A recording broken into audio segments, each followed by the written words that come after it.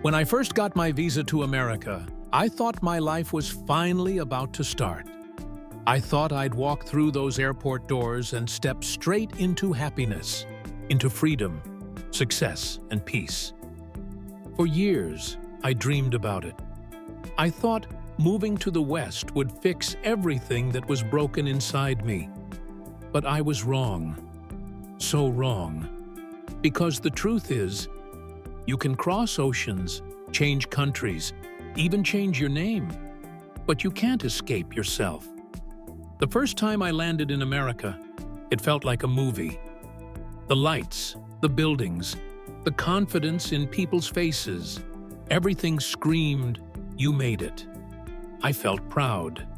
I was walking through streets I'd only seen in films, holding a cup of coffee like I belonged here. But deep inside, something felt empty. It was like I was surrounded by people, but still completely alone. You see, no one tells you what comes after the dream. No one tells you that after the excitement fades, silence begins to echo. You start missing things you never cared about before.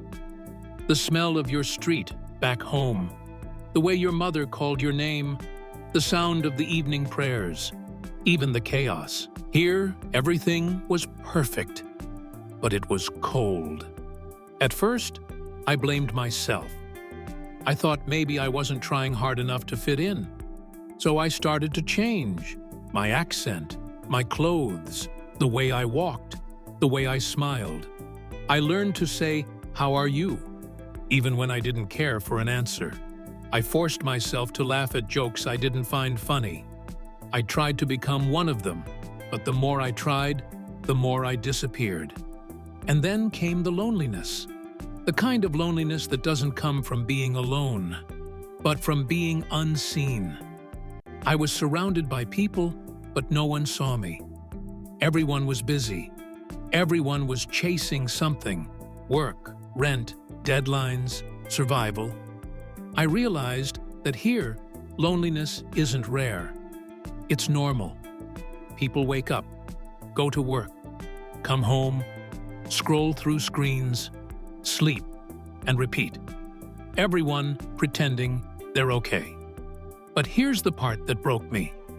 When I finally went back home to visit after a few years, I thought I'd feel peace again. I thought home would feel like home, but it didn't. People said, "You've changed." They said it with a smile, but it didn't feel like a compliment. My accent sounded strange to them. My clothes looked foreign. My stories sounded like bragging. Someone even said, "You're too American now." And in that moment, I realized something painful. I didn't fully belong here anymore, but I didn't fully belong there either. That's when I understood what it means to live between worlds. When you leave your country, you don't just lose a place. You lose a version of yourself. The version that laughed without fear, that belonged without effort. You spend your days trying to build a new life while trying not to forget the old one. You start to wonder, who am I now? One night, I sat in my small apartment, the sound of traffic outside scrolling through pictures from home. I saw faces of people who never left, friends who still met every evening at the same spot, families who still cooked together, laughed together, and I realized they weren't missing out. Maybe I was, because while I was chasing the dream, I had forgotten how to live. Then one day, I met a small group of people from my country. We cooked our food, played our songs, told our stories. For the first time in a long time, I felt alive. It wasn't the country that made me feel human again. It was the connection, the familiarity, the warmth. It reminded me that identity isn't something you find abroad. It's something you carry with you, in your language, your food, your memories, your heart. After that, I stopped pretending. I stopped hiding my accent. I stopped saying, "I'm fine," when I wasn't. I started owning my story, because being an immigrant isn't about becoming someone new. It's about learning to stay true to who you are in a world that constantly tells you to change. Now, when people say, "You're lucky, you live in America," I smile. But I know luck has nothing to do with it.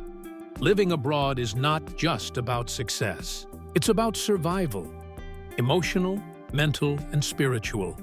It's about holding on to pieces of yourself when everything around you tries to reshape you. Sometimes I still feel lost. Some days I still miss home. But now I understand, home isn't a place anymore.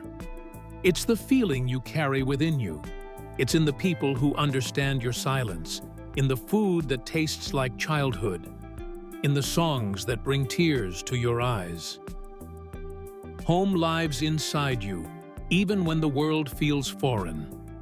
So if you're watching this thinking that moving abroad will solve everything, listen carefully. The real journey isn't about where you go. It's about who you become. Because you can move to the richest country in the world and still feel poor in spirit. You can have everything you ever wanted and still feel lost. But when you find peace with yourself, when you learn to love where you came from and who you are, that's when you've truly made it. And maybe, just maybe, that's the real dream. If this story spoke to you, don't just scroll away. Share your experience in the comments. Tell me what home means to you. And if you've ever lived between two worlds, hit subscribe. Because on Diaspora Dispatch, we tell the stories that the world doesn't. The stories of identity, struggle, and finding yourself far from home. Your story deserves to be heard too.